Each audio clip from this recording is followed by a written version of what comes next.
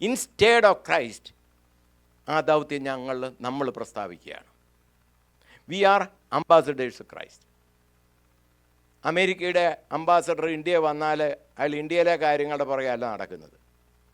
അമേരിക്കയുടെ ഉദ്ദേശവും പ്ലാനും പദ്ധതിയും ഇന്ത്യയിൽ അവതരിപ്പിക്കുക എന്നുള്ളതാണ് ഇന്ത്യയിലെ US അംബാസഡറുടെ ലക്ഷ്യം. അതുപോലെ ഈ ലോകത്തിൽ കർത്താവ് നമ്മെ ആക്കിയിരിക്കുന്നത് കർത്താവിൻ്റെ ദൗത്യം നമ്മുടെ ജീവിതത്തിൽ പ്രദർശിപ്പിക്കുക, രക്ഷയുടെ സന്ദേശം അറിയിക്കുക, കർത്താവിൻ്റെ സ്ഥാനാപതികളായി ഇവിടെ നാം ശോഭിക്കുക എന്നുള്ളതാണ് ദൈവം നമ്മെക്കുറിച്ച് ആഗ്രഹിക്കുന്നത്.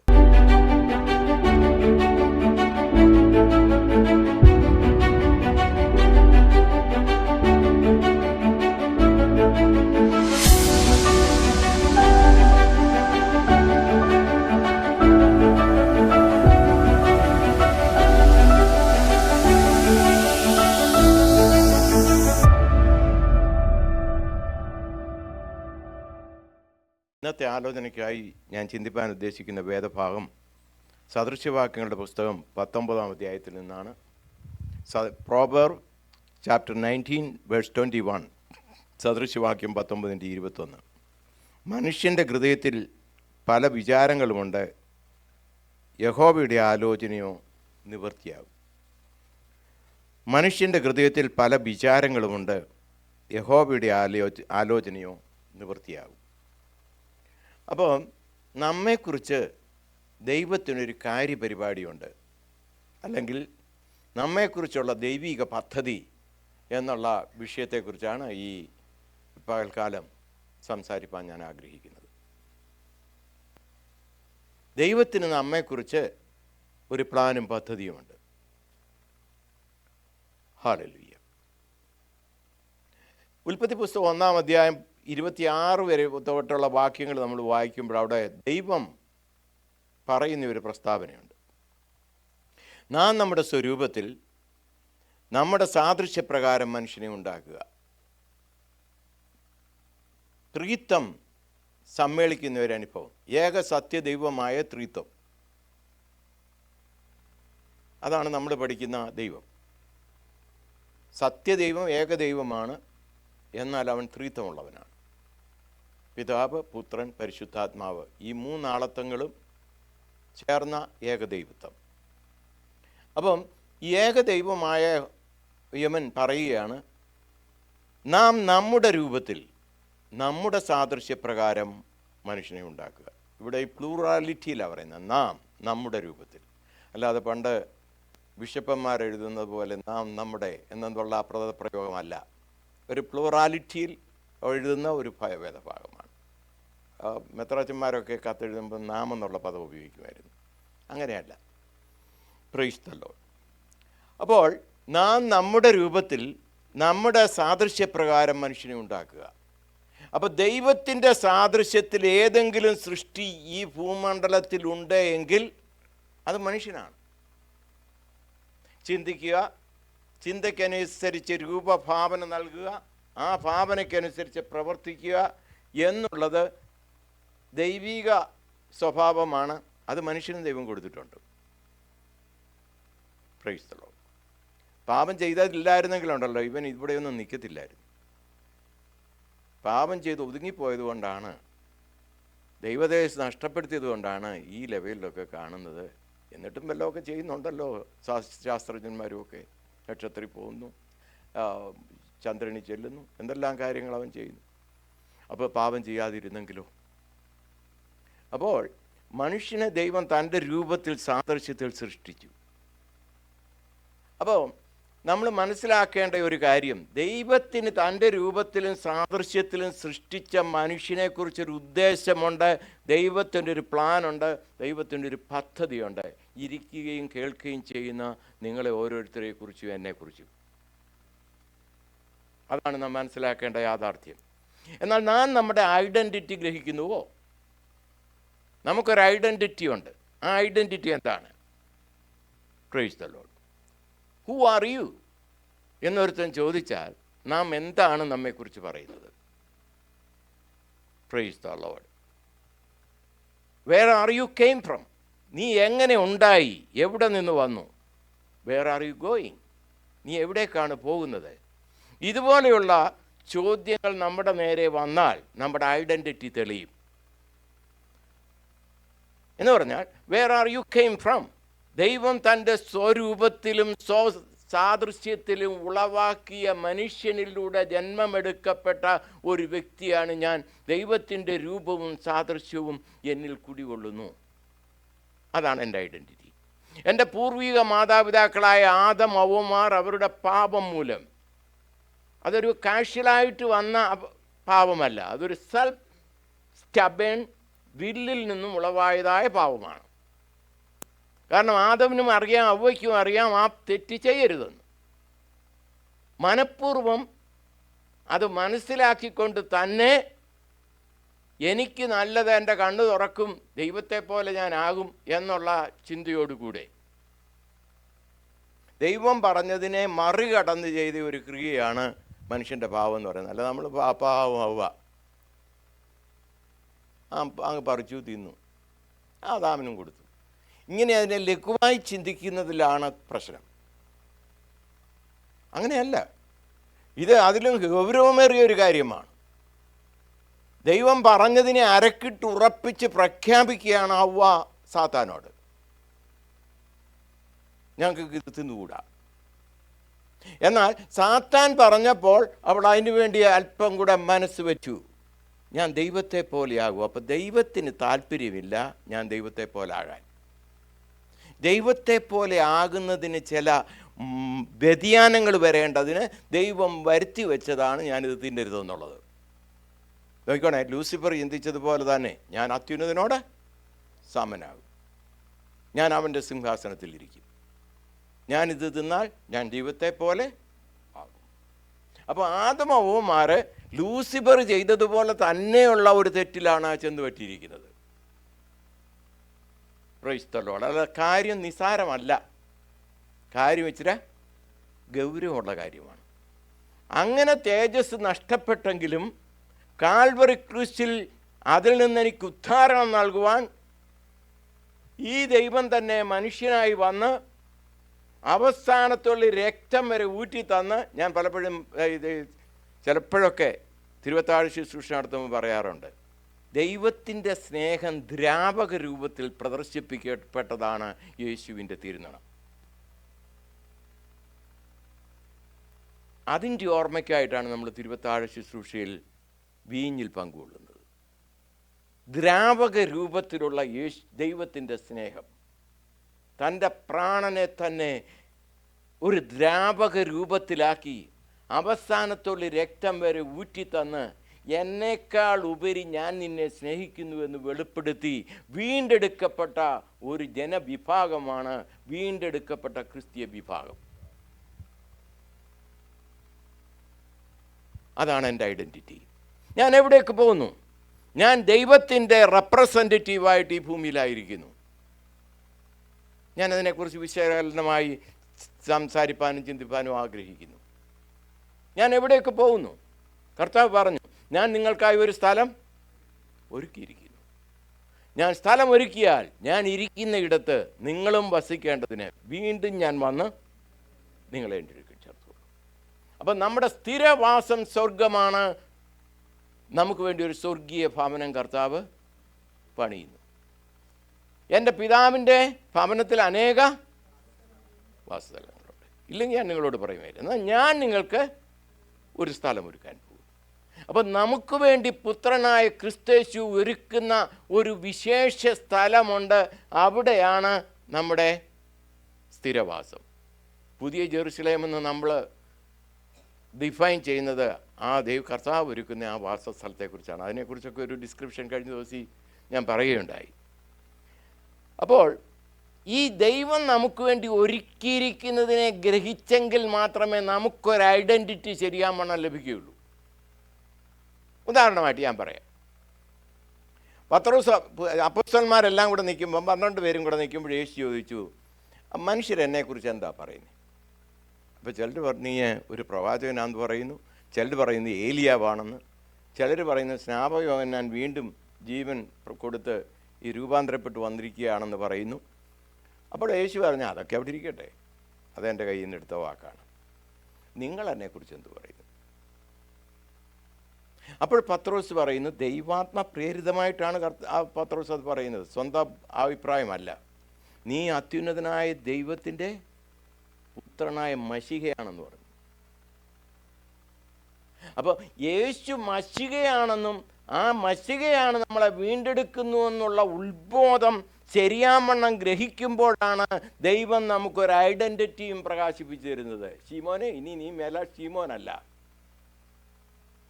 ബർജോന ശീമോനെ, നീ ഭാഗ്യവാൻ, ജഡരക്തങ്ങളല്ല, എൻ്റെ പിതാവിൻ്റെ ആത്മാവാണ് നിനക്കിത് വെളിപ്പെടുത്തിയത്. നീ കേഫയാണ്, നീ പത്രോസാണ്. ഞാൻ അതിൻ്റെ അർത്ഥ വ്യത്യാസം പറഞ്ഞു. ശീമോൻ എന്ന് പറഞ്ഞാൽ ഞാങ്ങണ, കാറ്റിൻ്റെ ഗതിക്കനുസരിച്ച് ആടുന്ന ഒരു ഞാങ്ങണ. എന്നാൽ കേഫ എന്ന് പറഞ്ഞാൽ ഉറച്ചു നിൽക്കുന്ന ഒരു പാറക്കഷ്ണം. ഇനി ഉറപ്പുള്ളവനാക്കി ഞാൻ തീർക്കും. അപ്പോൾ അവൻ്റെ ഐഡൻറ്റിറ്റി അവന് ലഭിച്ചത് ക്രിസ്തുവിനെക്കുറിച്ചുള്ള ഒരു ഡീപ്പായിട്ടുള്ള അണ്ടർസ്റ്റാൻഡിങ് അവന് ലഭിച്ചപ്പോഴാണ്. നമ്മുടെ ഐഡൻറ്റിറ്റി നമുക്ക് ലഭ്യമാകുന്നത് നമ്മൾ ക്രിസ്തുവിനെ ആരാണെന്ന് യഥാർത്ഥമായി ഗ്രഹിക്കുമ്പോഴാണ്. മശിഹ ദൈവം മനുഷ്യനായി വെളിപ്പെട്ടവനാണ്. കൊലോസ്യ ലേഖനം 1:15 ഇങ്ങനെ പറയുന്നുണ്ട്, അവൻ അദൃശ്യനായ ദൈവത്തിൻ്റെ പ്രതിമയും സർവ സൃഷ്ടിക്കും ആദ്യജാതനുമാകുന്നു. അവൻ അദൃശ്യനായ ദൈവത്തിൻ്റെ പ്രതിമ എന്ന് പറഞ്ഞാൽ ദൈവം ആത്മാവാകുന്ന അവന് രൂപമില്ല. ആ രൂപമില്ല എന്ന് പറയുന്ന അദൃശ്യനായ ദൈവത്തിനൊരു രൂപം വെച്ചാൽ അതെങ്ങനെ ഇരിക്കും? അതാണ് യേശു. ദൈവത്തെ വെളിപ്പെടുത്താൻ സാധിക്കുമെങ്കിൽ അത് ക്രിസ്തുവിലൂടെ മാത്രമേ സാധ്യമുള്ളൂ. അതുകൊണ്ടാണ് എബ്രായ ലേഖന കർത്താവ് ഇങ്ങനെ പറയുന്നത്, ദൈവം പണ്ട് ഭാഗ്യമായിട്ട് അല്പമായിട്ട് തന്നെ വെളിപ്പെടുത്തിക്കൊണ്ടിരുന്നു പ്രവാചകന്മാർ മുഖാന്തരം.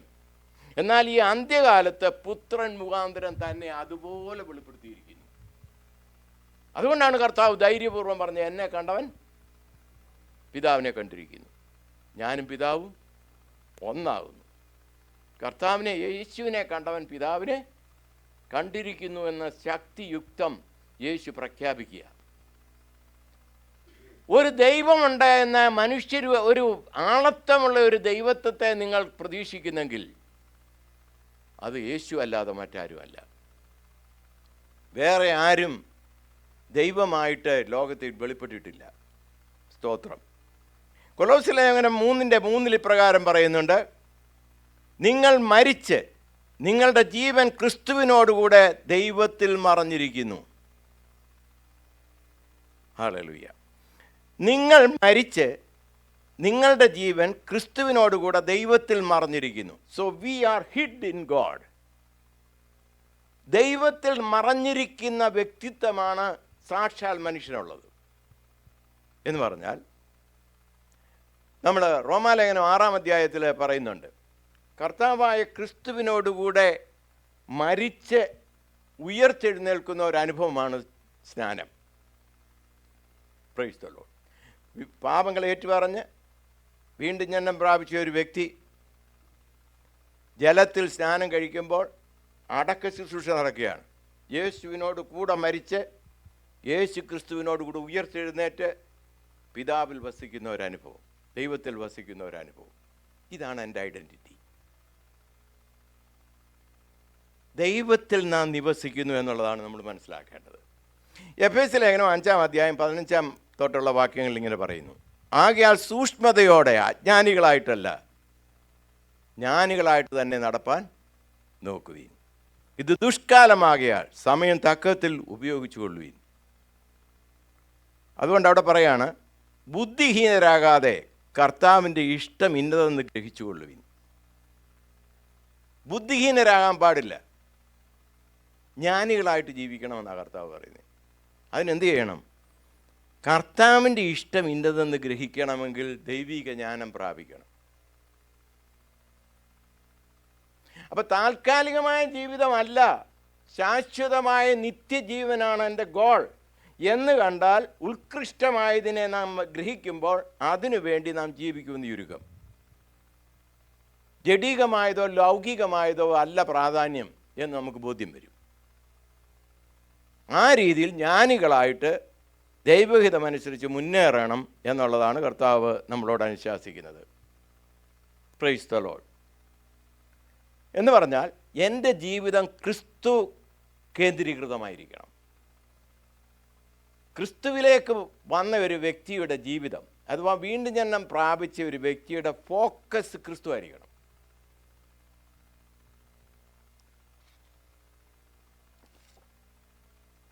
ഹല്ലേലൂയ, സ്തോത്രം. ദൈവം നമ്മെ സ്നേഹിക്കുന്നുവെന്നും തന്നെ പോലെ തന്നെ നമ്മെ സ്നേഹിക്കുന്നുവെന്നും അല്ലെങ്കിൽ തന്നെക്കാൾ ഉപരി നമ്മെ സ്നേഹിക്കുന്നുവെന്നും ജീവനെ തന്ന് സ്നേഹിക്കുന്നുവെന്നും നാം അറിയുന്നുവെങ്കിൽ ആ ക്രിസ്തുവിനെ നമ്മുടെ ഹൃദയത്തിൽ സ്വീകരിക്കുക മാത്രമല്ല, അവനെ ദൈവമായി ആരാധിക്കണം. Praise the lord. അപ്പം നമ്മുടെ ആരാധനയുടെ കേന്ദ്രം ക്രിസ്തു ആയിരിക്കണം. ഞാൻ ഈ സംസാരിച്ചു കൊണ്ടിരിക്കുന്ന ഈ സമയം തന്നെ നമുക്ക് ഈ ആത്മാവിൽ നിറയുക എന്നുള്ളൊരു കാര്യമുണ്ട്. ഈ പ്രസംഗം കേൾക്കുമ്പോൾ നിങ്ങൾക്ക് ആത്മാവിൽ നിറയുവാൻ കഴിയും, ആത്മാവിൻ്റെ ശക്തിയെ പ്രാപിക്കാൻ കഴിയും. നമ്മുടെ ജീവിതത്തിൽ നമ്മുടെ ഫോക്കൽ പോയിന്റ് ക്രിസ്തുവാണെങ്കിൽ പരിശുദ്ധാത്മാവിൽ വ്യാപരിക്കുന്ന ഒരു ജീവിതം നയിപ്പാൻ ദൈവം നമ്മെ സഹായിക്കും. ഒരു കാത്തിരിപ്പ് യോഗത്തിൽ മാത്രമല്ല, വചന ശുശ്രൂഷയിലും ദൈവത്തിൻ്റെ ആത്മാവിൻ്റെ നിറവ് പ്രാപിപ്പാൻ കഴിയുമെന്ന് ഞാൻ പൂർണ്ണമായി വിശ്വസിക്കുന്നു. കാരണം വചനമെന്ന് പറയുന്നത്, അതിനെക്കുറിച്ച് പറയുന്നത് കർത്താവിനെ കുറിച്ചാണ് വചനമായി പറയുന്നത്. വചനം ജഡം ധരിച്ചു. ഈ പറയുന്ന വചനം എൻ്റേതല്ല. ഞാൻ ദൈവവചനത്തിൽ നിന്ന് കോട്ട് ചെയ്യുമ്പോൾ അത് ദൈവത്തിൻ്റേതാണ്. എൻ്റെ വായ് ഉപയോഗിക്കപ്പെടുന്നേ ഉള്ളൂ. വചനത്തിന് ദൈവത്തോളം ശക്തിയുണ്ട്. കാരണം വചനത്തിൻ്റെ എഴുത്തുകാരൻ ദൈവം തന്നെയാണ്. എല്ലാ തിരുവചനവും ദൈവശാസ്ത്രീയമാണെന്ന് ദൈവവചനം പറയുന്നു. Price the lord. അപ്പം നമ്മുടെ വർഷിപ്പ് ക്രൈസ്റ്റ് ഫോക്കസ്ഡ് ആയിരിക്കണം, ക്രൈസ്റ്റ് സെൻറ്റേർഡ് ആയിരിക്കണം എന്ന് ചുരുക്കം. Price the Lord. ഹല്ലേലൂയ. വേറൊന്ന് മനസ്സിലാക്കേണ്ടത്, ദൈവം നമ്മെ സ്നേഹിക്കുന്നു, അതുകൊണ്ട് ഞാൻ ദൈവത്തെ സ്നേഹിക്കുന്നു. For God loves me that he gave himself to me.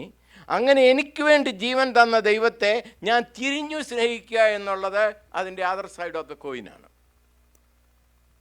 ദൈവം സ്വജീവനെ തന്നെ സ്നേഹിച്ചെങ്കിൽ അതേ ആഴമായ സ്നേഹത്തോടെ ഞാൻ കർത്താവിനെ സ്നേഹിക്കണം. അങ്ങനെ കർത്താവിനെ സ്നേഹിക്കുന്നവൻ കർത്താവിൻ്റെ ഭവനക്കാരെയും സ്നേഹിക്കണം. ഈ കർത്താവിൻ്റെ ഭവനക്കാരെന്ന് പറയുന്ന ആരാ? ഇപ്പോൾ ഇവിടെ ഇരിക്കുന്ന നിങ്ങളൊക്കെ കർത്താവിൻ്റെ ഭവനക്കാരാണ്, മക്കളാണ്. അപ്പോൾ വീണ്ടും ജനിക്കപ്പെട്ട ദൈവമക്കളെ അതുപോലെ തന്നെ സ്നേഹിക്കണം. ദൈവത്തെ സ്നേഹിക്കുമെന്ന് പറയുകയും മനുഷ്യനെ സ്നേഹിക്കാതെ ഇരിക്കുകയും ചെയ്യുന്നു എങ്കിൽ അതിനകത്ത് യാതൊരു കഴമ്പുമില്ല. അപ്പം പ്രത്യേകിച്ച് നമ്മൾ ലോകത്തിലുള്ള സകല മനുഷ്യരെയും ദൈവ സൃഷ്ടിയുടെ അംഗങ്ങളെന്നുള്ള രീതിയിൽ സ്നേഹിക്കുക കടപ്പെട്ടിരിക്കുമ്പോൾ തന്നെ ദൈവം ലോകത്തെ സ്നേഹിച്ചെന്നാണ് പറഞ്ഞത്. അല്ലാതെ രക്ഷിക്കപ്പെട്ടവരെ മാത്രം സ്നേഹിച്ച നല്ല ദൈവം പറയുന്നത് വചനം. എല്ലാവരെയും ദൈവം സ്നേഹിക്കുന്നു തൻ്റെ സൃഷ്ടിയാകിയാൽ. എന്നാൽ വീണ്ടെടുക്കപ്പെട്ടവരെ മക്കളായി താൻ അംഗീകരിക്കുന്നു. ഈ മക്കൾ തമ്മിലൊരു സ്നേഹം വേണം, ഒരു കൂട്ടായ്മ വേണം, ഒരടുപ്പം വേണം. അത് വാക്കുകളിൽ ഒതുക്കിയാൽ പോരാ, അത് ജീവിതത്തിൽ വെളിപ്പെടണം. Price the Lord. അപ്പോൾ വീട്ടുകാരെ സ്നേഹിക്കണം, കുടുംബക്കാരെ സ്നേഹിക്കണം. കുടുംബക്കാരെ സ്നേഹിക്കാത്ത ആരുമില്ല.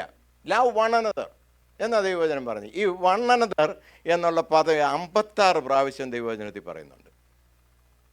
56 പ്രാവശ്യം. ഇമ്പോർട്ടൻ്റ് ഉള്ളൊരു വിഷയമല്ലെങ്കിൽ അത് 56 പ്രാവശ്യം വചനത്തിൽ ഉപയോഗിക്കേണ്ട കാര്യമില്ല. പല രീതിയിലാണെന്നേ ഉള്ളൂ.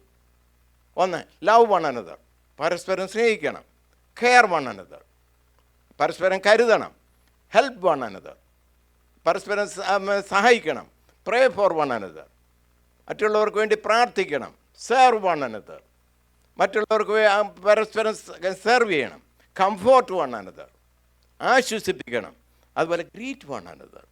അപ്പോൾ ഇതുപോലെയുള്ള പല പദപ്രയോഗങ്ങളിലൂടെ വൺ അനദർ എന്നുള്ള പദപ്രയോഗം 56 പ്രാവശ്യം വേദപുസ്തകത്തിൽ പറഞ്ഞിരിക്കുന്നത് കൊണ്ട് പരസ്പരം സ്നേഹിക്കാതെ ഇരിക്കാൻ ഒക്കത്തില്ല. എനിക്ക് ദൈവത്തെ വലിയ സ്നേഹമാണ്. പക്ഷേ അടുത്തിരിക്കുന്ന തോമയില്ലേ, അവനൊരു അല്പം മോശടാ. അവനെ അങ്ങനെ സ്നേഹിക്കാനും നോക്കുന്നില്ല. പിന്നെ ക്രിസ്തുവിലുള്ള സ്നേഹം, അപ്പോൾ അതേതാണ്ട് നിസ്സാരമാണെന്നുള്ള ഒരു രീതിയിലാണ് ആളുകൾ പറയുന്നത്. എന്തുവാ ദൈവസ്നേഹം, ഒരു ദൈവസ്നേഹത്തിൽ അവനെ അങ്ങ് മാറ്റുക. അതല്ല, ഒരുവൻ്റെ പ്രവൃത്തി കണ്ടുകൊണ്ടല്ല കർത്താവ് അവനെ സ്നേഹിച്ചത്. നമ്മൾ ഇടപെടുന്നവരെയൊക്കെ സ്നേഹിക്കണമെന്നുള്ളത് ദൈവിക പ്രമാണമാണ്, ദൈവത്തിൻ്റെ തിരുഹിതമാണത് എന്നുള്ളത് നാം മനസ്സിലാക്കണം. ഈ സഭ എന്ന് പറയുന്നത്, ഞാൻ ഈ സഭ എന്ന് പറയുമ്പോൾ നമ്മുടെ കൂട്ടായ്മ മാത്രമല്ല ഉദ്ദേശിക്കുന്നത്, ഈ ഒരു ബ്രോഡർ സെൻസിലാണ്, യൂണിവേഴ്സൽ ചർച്ച്. അപ്പോൾ ആ സഭ പരസ്പരം അതിലുള്ളവരെ സ്നേഹിക്കണമെന്ന് പറയുന്നത് ചർച്ച് ഒരു ലാബറട്ടറി ആയിട്ടാണ് കർത്താവ് കാണുന്നത്. പരീക്ഷണം ചെയ്യുന്ന ഒരു പ്രദർശനശാലയാണ് ലാബറട്ടറി. അത് വെളിപ്പെടുത്തുന്ന ഒരു അവസ്ഥയാണ് സഭയിലൂടെ ഉണ്ടാകേണ്ടത് എന്നുള്ളതാണ് കർത്താവിൻ്റെ പഠിപ്പിക്കൽ, അല്ലെങ്കിൽ വചനത്തിൻ്റെ പഠിപ്പിക്കൽ. Praise the Lord. അപ്പം ദൈവത്തിൻ്റെ ഭവനത്തെ സ്നേഹിപ്പാൻ ഒരു അവസരം നമ്മുടെ ജീവിതത്തിലൂടെ ഉണ്ടാകണം. Praise Lord. നമ്മൾ അപ്പോസ്തല പ്രവൃത്തി 2-ാം അധ്യായം 41, 42, 46 വാക്യങ്ങളൊക്കെ വായിക്കുമ്പോൾ ഈ സഭയിലേക്കുള്ള പ്രവേശനം ആർക്ക് ലഭിക്കുന്നു എന്ന് നമ്മൾ കാണുന്നുണ്ട്. ഈ സഭയുടെ മെമ്പർ എന്ന് പറയുന്ന ആരാണ് എന്ന് അവിടെ കാണുന്നുണ്ട്. ഞാനത് വായിക്കണമെന്ന് നിർബന്ധമില്ല. എന്നാൽ അവിടെ 6-7 കാര്യങ്ങൾ പത്രോസ് അപ്പോസ്തലൻ ആത്മനിറവിൽ സെഹ്യോൻ മാളികയിൽ പറയുന്നുണ്ട്. ഒന്ന്, അവർ മാനസാന്തരപ്പെടണം. അവർ ഹൃദയത്തിൽ കുത്തുകൊണ്ടാണ് അവനോട് ചോദിക്കുന്നത്, ഞങ്ങളെന്ത് ചെയ്യണം. അപ്പോൾ അവർക്ക് മാനസാന്തരം ഉണ്ടായി. ആ മാനസാന്തരപ്പെട്ടവരെ എന്ത് ചെയ്തെന്നാണ് ദൈവവചനം പറയുന്നത്? അപ്പോസ്തല പ്രവൃത്തി 2 അവർ ജലസ്നാനമേറ്റു. അപ്പം മാനസാന്തരപ്പെട്ടവൻ ജലസ്നാനമേൽക്കണം എന്നുള്ള സത്യം അവിടെ ആ 2-3 വാക്യങ്ങളായിട്ട് കാണുന്നു. മൂന്നാമത്തായിട്ട് ഇവരെല്ലാം പരിശുദ്ധാത്മസ്നാനം പ്രാപിച്ചു. അപ്പോൾ അവിടെ ഒന്നാമതായിട്ട് മാനസാന്തരം ഉണ്ടായി, രണ്ടാമത് ജലസ്നാനമുണ്ടായി, മൂന്നാമത് പരിശുദ്ധാത്മാവിൻ്റെ സ്നാനമുണ്ടായി. എന്നിട്ട് അവിടെ പറയാണ്ട് ഈ വക്രതയുള്ള തലമുറയിൽ നിന്ന് വേർപാട് പാലിക്കണം. നിങ്ങൾ ലോകത്തിലാണ് ഇരിക്കുന്നത്, എന്നാൽ പിന്നെ നിങ്ങൾ ലോകക്കാരല്ല. നിങ്ങൾ എൻ്റെ സ്വഭാവം വെളിപ്പെടുത്തണം ലോകത്തിലായിരിക്കുമ്പോൾ തന്നെ. കർത്താവായ യേശു മനുഷ്യരൂപത്തിൽ ഈ ലോകത്തിലായിരുന്നു.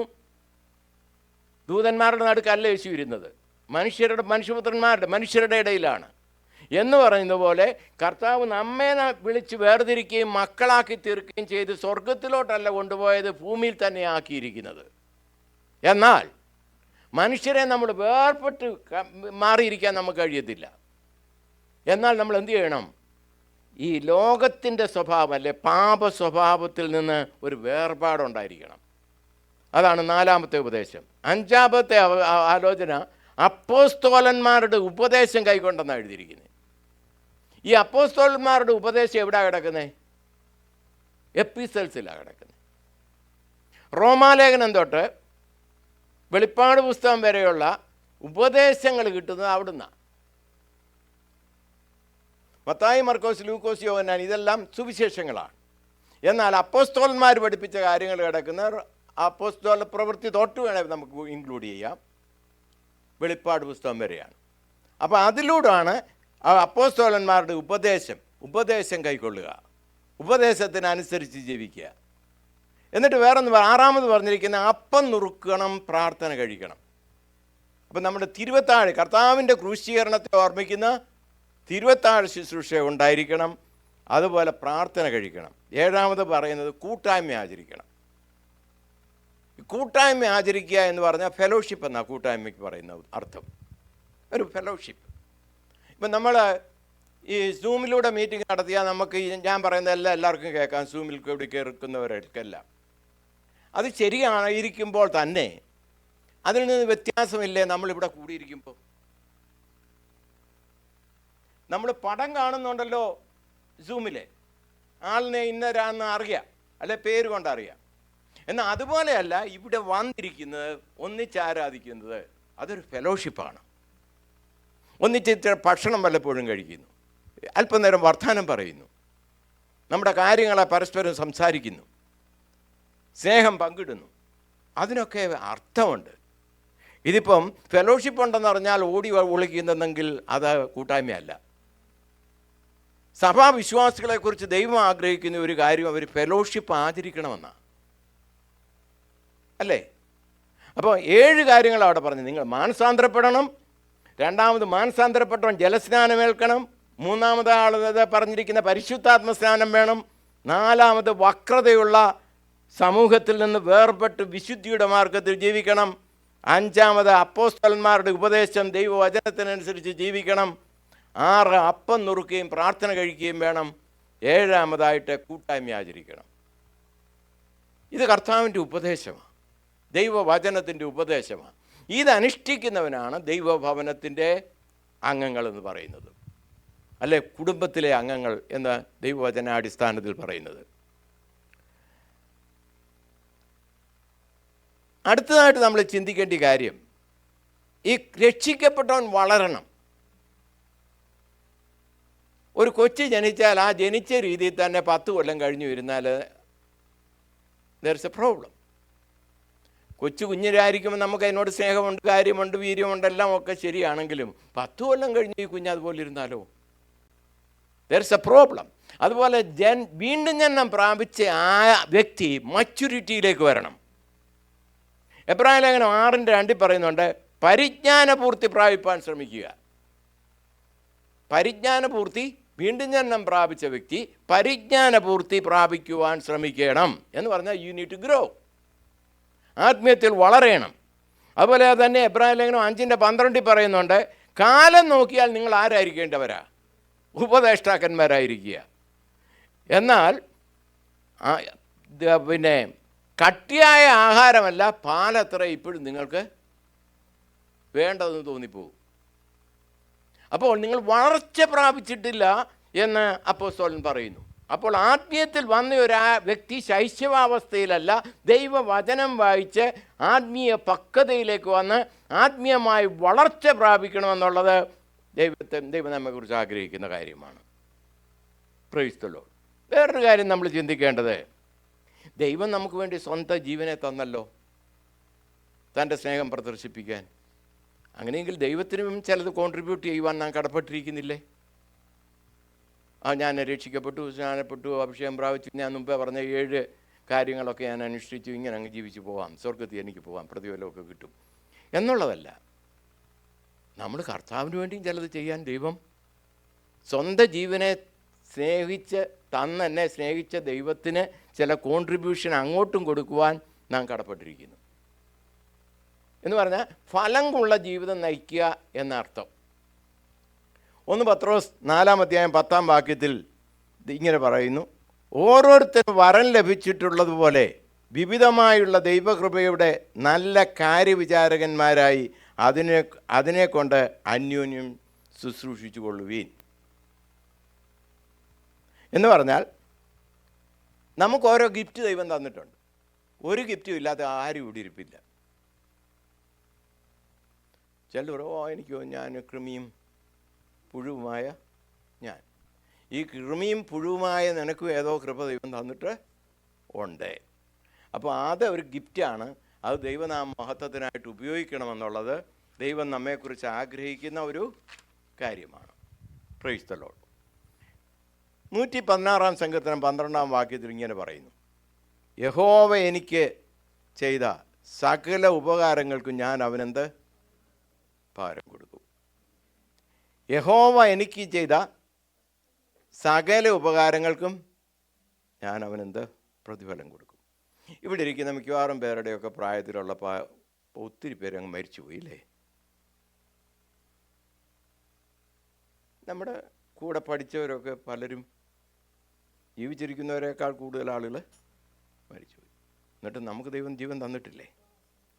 അപ്പോൾ ആയുസ് ദൈവം തന്നിരിക്കുന്ന ഒരു ദാനമാണ്. ഞാൻ പ്രായമാണ്, എനിക്ക് ക്ഷീണമാണ്, ഡ്രൈവ് ചെയ്യാനൊക്കെ ബുദ്ധിമുട്ടുണ്ട്, എന്നാലും ഡ്രൈവ് ചെയ്തിങ്ങ് വന്നില്ലേ? അപ്പോൾ അല്പം ആരോഗ്യം ഉണ്ടല്ലോ, അത് ദൈവത്തിൻ്റെ ദാനമല്ലേ? അപ്പം നമ്മുടെ ആയുസ് ദൈവം തരുന്ന ഒരു ദാനമാണ്, നമ്മുടെ ആരോഗ്യം ദൈവം തരുന്ന ദാനമാണ്. Price the Lord. ദൈവത്തിന് നമ്മുടെ സ്റ്റാറ്റസും സാലറിയും ഒന്നും അല്ല വിഷയം. പൊതുജന സമൂഹത്തിൽ എന്തോ സ്റ്റാറ്റസാണുള്ളത്. നമ്മുടെ സാലറിയുടെ തുകയ്ക്ക് എത്ര പൂജ്യമുണ്ട് അതിൻ്റെ വലത്തുവശത്ത്, ഇതൊന്നും ദൈവത്തിനൊരു വിഷയമല്ല. നമ്മിൽ നിന്ന് ദൈവം ഇച്ഛിക്കുന്നത് സർവീസാണ്. ദൈവത്തിന് വേണ്ടി നാം എങ്ങനെ പ്രയോജനപ്പെടുന്നു, അവന് വേണ്ടി നാം എങ്ങനെ ഫലവത്തായി ശോഭിക്കുന്നു എന്നുള്ളതാണ് ദൈവം നമ്മെക്കുറിച്ച് ആഗ്രഹിക്കുന്നത്. അടുത്തതായിട്ട് വീണ്ടും ജനനം പ്രാപിച്ച ഒരു ദൈവ പൈതലിനെക്കുറിച്ച് ദൈവത്തിൻ്റെ പർപ്പസ്, അവനെക്കുറിച്ച് മറ്റുള്ളവരോട് ഷെയർ ചെയ്യണമെന്നുള്ളതാണ്. കർത്താവായ യേശു ഭൂമിയിൽ അവതരിച്ചത് എന്തിനാണ്? നമ്മൾ സംസാരിച്ചു കഴിഞ്ഞു. പിതാവിനെ വാസ്തവമായി ദേഹരൂപത്തിൽ വെളിപ്പെടുത്തുക എന്നുള്ളതായിരുന്നു കർത്താവിൻ്റെ ദൗത്യം. പിതാവ് ജഡത്തിൽ വന്നാൽ എങ്ങനെ ഇരിക്കും? അതുകൊണ്ടാണ് കർത്താവ് പറയുന്നത്, എന്നെ കണ്ടവൻ പിതാവിനെ കണ്ടിരിക്കുന്നു, ഞാനും പിതാവും ഒന്നത്രയാകുന്നു. അപ്പോൾ യേശു ക്രിസ്തു തൻ്റെ മധ്യസ്ഥ പ്രാർത്ഥനയിൽ ഇങ്ങനെ പറയുന്നുണ്ട്, ഇവരെ ഭൂമിയിൽ നിന്ന് എടുത്തുകൊള്ളണമെന്നല്ല, ദുഷ്ടനിൽ നിന്ന് ഇവരെ കാത്തുകൊള്ളണമെന്നത്രേ ഞാൻ പ്രാർത്ഥിക്കുന്നത്. അപ്പോൾ യേശുവിൻ്റെ സ്ഥാനാപതികളാക്കി അവൻ ഇവിടെ നമ്മെ ആക്കിയിരിക്കുമ്പോൾ യേശു ക്രിസ്തുവിൻ്റെ ദൗത്യം, സാക്ഷ്യം നാം മറ്റുള്ളവരോട് അറിയിക്കണമെന്നുള്ളതാണ് ദൈവം നമ്മെക്കുറിച്ച് ആഗ്രഹിക്കുന്നത്. ഹല്ലേലൂയ. ദൈവസ്നേഹം അത് മറ്റുള്ളവരോട് ഷെയർ ചെയ്യുക. സ്വർഗത്തിൽ ചെന്നാലും നമുക്ക് പാട്ട് പാടാം എന്നാണ് എൻ്റെ വിശ്വാസം. സ്വർഗത്തിൽ ചെന്നാലും നമുക്ക് ആരാധിക്കാം, അതെൻ്റെ വിശ്വാസമാണ്. കാരണം ഈ ദൈവത്തെ ആരാധിക്കാതിരിപ്പാൻ സ്വർഗത്തിൽ കഴിയില്ല. ദൂതന്മാർ 24 മണിക്കൂർ അല്ലെങ്കിൽ ടൈംലെസ് ആയിട്ട് കർത്താവിനെ ആരാധിക്കുന്നുവെങ്കിൽ നമുക്കും ദൈവത്തെ ആരാധിക്കാൻ കഴിയും. Price the Lord. 2 കാര്യം പക്ഷേ സ്വർഗത്തിൽ ചെയ്യാൻ പറ്റത്തില്ല. നമുക്ക് പാപം ചെയ്യാനൊക്കത്തില്ല. വേറൊന്ന്, നമുക്ക് കർത്താവിനെക്കുറിച്ച് ഷെയർ ചെയ്യാൻ പറ്റത്തില്ല. കാരണം അവിടെ ഷെയർ ചെയ്യപ്പെട്ടവരും അറിഞ്ഞവരും ഒക്കെ അവിടെ ഇരിക്കുന്നത് ഇല്ലേ. അപ്പോൾ ഈ പാപം ചെയ്യാനുള്ള ഓപ്പർച്യൂണിറ്റി എവിടെയേ ഉള്ളൂ? ഭൂമിയിലേ ഉള്ളൂ. ഓപ്പർച്യൂണിറ്റി എന്ന് പദം ശരിയാണെങ്കിൽ അവസരം എന്നുള്ള അർത്ഥം. 2, യേശുവിനെ ഷെയർ ചെയ്യാനുള്ള അവസരവും എവിടെയുള്ളൂ? ഈ ഭൂമിയിലേ ഉള്ളൂ. അപ്പോൾ കർത്താവ് നമ്മളിൽ നിന്ന് ആഗ്രഹിക്കുന്ന പാപം ചെയ്ത് ജീവിക്കുക എന്നുള്ളതല്ല, അവനെ ഷെയർ ചെയ്ത് മറ്റുള്ളവരുടെ മുമ്പിൽ ജീവിക്കണമെന്നുള്ളതാണ് ദൈവം നമ്മെക്കുറിച്ച് ആഗ്രഹിക്കുന്ന കാര്യം. കർത്താവ് നമ്മളോട് പറയുന്നത് എന്തുവാ? നിങ്ങൾ എൻ്റെ സാക്ഷികളാകും, നിങ്ങൾ എൻ്റെ ലോയേഴ്സ് ആകുമെന്ന് കർത്താവ് പറഞ്ഞിട്ടില്ല. നിങ്ങൾ എൻ്റെ ലോയർ ആകണമെന്ന് ഒരുത്തരോടും പറഞ്ഞിട്ടില്ല. നിങ്ങൾ എൻ്റെ സാക്ഷികളാകണം. ഒരു കോർട്ടിൽ സാക്ഷിയുടെ ഉത്തരവാദിത്തം വളരെ സിമ്പിളാണ്. ഞാൻ എന്തോ കണ്ടു അതങ്ങ് പറയുക, ഞാൻ എന്തോ കേട്ടു അത് അവണ്ണം അങ്ങ് പ്രസ്താവിക്കുക. അതിന് പൊടിയും വേണ്ട, തൊങ്ങലും വേണ്ട, യാതൊന്നും വേണ്ട. എൻ്റെ വ്യക്തിപരമായ ജീവിതാനുഭവത്തിൽ യേശു എനിക്ക് എന്ത് ചെയ്തു, അതിനെ മറ്റുള്ളവരോട് പറയുന്നതാണ് കർത്താവിനെക്കുറിച്ച് ഷെയർ ദ ഗോസ്പൽ എന്ന് പറയുന്നത്. എൻ്റെ ജീവിതത്തിൽ എന്ത് സംഭവിച്ചു അത് ഞാൻ പ്രസ്താവിക്കുന്നതാണ് സുവിശേഷം. എന്ത് മാറ്റം എൻ്റെ ജീവിതത്തിൽ വന്നു. ഞാനൊരു ഉദാഹരണം പറയട്ടെ. ഒരു ഇൻക്യൂറബിളായിട്ടുള്ളൊരു അസുഖം ഉണ്ടെന്നിരിക്കട്ടെ, യാതൊരു മരുന്നുമില്ല, അതിന് യാതൊന്നും അറിഞ്ഞുകൂടാ, അതൊരു പരിഹാരമില്ല. പക്ഷെ എനിക്കതിനുള്ള പരിഹാരം മനസ്സിലായെങ്കിൽ ഞാനത് മറ്റുള്ളവരോട് പറയാതിരിക്കുന്നെങ്കിൽ അതൊരു വലിയ തെറ്റാണ് എൻ്റെ പേരിലുള്ളത്. അതൊരു ക്രൈമാണ്. ഞാനൊരു ക്രിമിനലായി മാറുക. അങ്ങനെ എന്ന് പറയുന്നത് പോലെ തന്നെ പാപത്തിൻ്റെ മോചനം യേശുവിലൂടെ മാത്രമാണെന്ന് ഗ്രഹിക്കപ്പെട്ട ഒരു വ്യക്തി അത് മറ്റുള്ളവരോട് പറയുന്നില്ലെങ്കിൽ അത് ഒരു ക്രിമിനലായി മാറുക. ആ ക്രിമിനലാകാതിരിക്കണമെങ്കിൽ ഷെയർ ദ ഗോസ്പൽ, യേശുവിനെക്കുറിച്ച് സാക്ഷിക്കുക. Price the Lord. അപ്പോൾ അതിനെക്കുറിച്ച് പറയുമ്പോൾ 2 രീതിയിലാണ്. വിത്ത് അവർ ലൈഫ്സ്, നമ്മുടെ ജീവിതം കൊണ്ട് കർത്താവിനെ സാക്ഷീകരിക്കുക. അതൊരു വീഡിയോ എടുക്കുന്ന പോലെ ഇല്ലേ, നമ്മുടെ മറ്റുള്ളവർക്ക് കാണാം. നമ്മുടെ ജീവിതം കൊണ്ട്, സ്വഭാവം കൊണ്ട് ദൈവത്തെ, യേശുവിനെ ഷെയർ ചെയ്യുക. വേറൊന്ന്, നമ്മുടെ വാ കൊണ്ട് പ്രസ്താവിക്കുക. അപ്പോൾ അത് വീഡിയോ അല്ല, ഓഡിയോയാണ്. അപ്പോൾ വീഡിയോയിലും ഓഡിയോയിലും നമുക്ക് കർത്താവിനെ ഷെയർ ചെയ്യാൻ പറ്റും. നല്ലൊരു മാതൃകാ ജീവിതം നയിച്ച് ആ ജീവിതത്തിലൂടെ ലൈവായിട്ട് മറ്റുള്ളവരുടെ അടുക്കൽ ക്രിസ്തുവിനെ പ്രദർശിപ്പിക്കാൻ നമുക്ക് കഴിയും, ഷെയർ ചെയ്യാൻ സാധിക്കും. മറ്റൊന്ന്, നമ്മുടെ സാക്ഷ്യമൊഴി വചനത്തിലൂടെ പറയാൻ കഴിയും. അപ്പം നാം നമുക്ക് വേണ്ടി തന്നെ ജീവിക്കാനല്ല ദൈവം നമ്മെ വിളിച്ചിരിക്കുന്നത്. ക്രിസ്തുവിന് വേണ്ടി പ്രകാശിക്കുവാനും പ്രയോജനപ്പെടുവാനും ലോകത്തിലായിരിക്കാനും ദൈവം നമ്മെക്കുറിച്ച് ആഗ്രഹിക്കുന്നു. കൊരിന്ത്യർക്ക് എഴുതിയ 2-ാം ലേഖനം 5:18 ഇങ്ങനെ വായിക്കുന്നു: അതിനൊക്കെയും ദൈവം തന്നെ കാരണഭൂതൻ, അവൻ നമ്മെ ക്രിസ്തു മൂലം തന്നോട് നിരപ്പിച്ചു, നിരപ്പിൻ്റെ ശുശ്രൂഷ ഞങ്ങൾക്ക് തന്നിരിക്കുന്നു. ദൈവത്തോട് നിരപ്പിച്ച ദൈവം ആ നിരപ്പിൻ്റെ ശുശ്രൂഷ നിരപ്പ് പ്രാപിച്ച് ഈ വ്യക്തിയെ ഏൽപ്പിച്ചിരിക്കുന്നു എന്നാണ് അവിടെ പറഞ്ഞിരിക്കുന്നത്. അപ്പോൾ ഞാനും കൃമിയും പുഴുവാണ്, എന്നെ ഏൽപ്പിച്ചിട്ടില്ല എന്ന് പറയാനൊക്കത്തില്ല. നീ കൃമിയായിരിക്കാം, പുഴുവായിരിക്കാം എന്നൊക്കെ നീ പറയുമായിരിക്കും. പക്ഷേ കർത്താവ് നിന്നെ ആക്കിയിരിക്കുന്നത് ദൈവം നമ്മെ വീണ്ടെടുത്തെങ്കിൽ ആ വീണ്ടെടുപ്പിൻ്റെ മർമ്മം വചനം മറ്റുള്ളവരോട് അറിയിക്കാൻ കൂടെയാണ്. 2 കൊരിന്ത്യയിൽ തന്നെ അതിൻ്റെ 5-ാം അധ്യായം 20-ാം വാക്യം ഇങ്ങനെ പറയുന്നു: ആകയാൽ ഞങ്ങൾ ക്രിസ്തുവിന് വേണ്ടി സ്ഥാനാപതികളായി ദൈവത്തോട് നിരന്നുകൊള്ളുവീൻ എന്ന് ക്രിസ്തുവിന് പകരം അപേക്ഷിക്കുന്നു. അത് ദൈവം ഞങ്ങൾ മുഖാന്തരം പ്രബോധിപ്പിക്കുന്നത് പോലെ ആകുന്നു. ഇൻസ്റ്റേഡ് ഓഫ് ക്രൈസ്റ്റ് ആ ദൗത്യം നമ്മൾ പ്രസ്താവിക്കുകയാണ്. We are ambassadors of Christ. അമേരിക്കയുടെ അംബാസഡർ ഇന്ത്യ വന്നാൽ അയാൾ ഇന്ത്യയിലെ കാര്യങ്ങളുടെ പുറകെയല്ല നടക്കുന്നത്. അമേരിക്കയുടെ ഉദ്ദേശവും പ്ലാനും പദ്ധതിയും ഇന്ത്യയിൽ അവതരിപ്പിക്കുക എന്നുള്ളതാണ് ഇന്ത്യയിലെ US അംബാസഡറുടെ ലക്ഷ്യം. അതുപോലെ ഈ ലോകത്തിൽ കർത്താവ് നമ്മെ ആക്കിയിരിക്കുന്നത് കർത്താവിൻ്റെ ദൗത്യം നമ്മുടെ ജീവിതത്തിൽ പ്രദർശിപ്പിക്കുക, രക്ഷയുടെ സന്ദേശം അറിയിക്കുക, കർത്താവിൻ്റെ സ്ഥാനാപതികളായി ഇവിടെ നാം ശോഭിക്കുക എന്നുള്ളതാണ് ദൈവം നമ്മെക്കുറിച്ച് ആഗ്രഹിക്കുന്നത്. ഇത് തന്നെ ചെയ്യണമെന്ന് കർത്താവ് പറഞ്ഞിട്ടില്ല. നമ്മൾ തന്നെ ചെയ്യുമ്പോഴാണ് നമ്മുടെ പ്രശ്നം. കർത്താവ് പറഞ്ഞ ലോകാവസാനത്തോളം എല്ലാ നാളും ഞാൻ നിങ്ങളോട് കൂടെ ഉണ്ട്. ഞാൻ പോയാൽ പരിശുദ്ധാത്മാവെന്ന കാര്യസ്ഥനെ നിങ്ങളുടെ മേൽ അയക്കും. അവൻ സകല സത്യത്തിലും നിങ്ങളെ വഴി നടത്തും. പാപത്തെക്കുറിച്ച്, നീതിയെക്കുറിച്ച്, ന്യായവിധിയെക്കുറിച്ച് അവൻ ബോധം വരുത്തും. നമ്മൾ ദൈവത്തിൻ്റെ സാക്ഷ്യം മറ്റുള്ളവരോട് അറിയിക്കുമ്പോൾ പാപത്തെക്കുറിച്ച് അവരുടെ ഹൃദയത്തിൽ ബോധം വരുത്തുന്നത് ദൈവാത്മാവാണ്.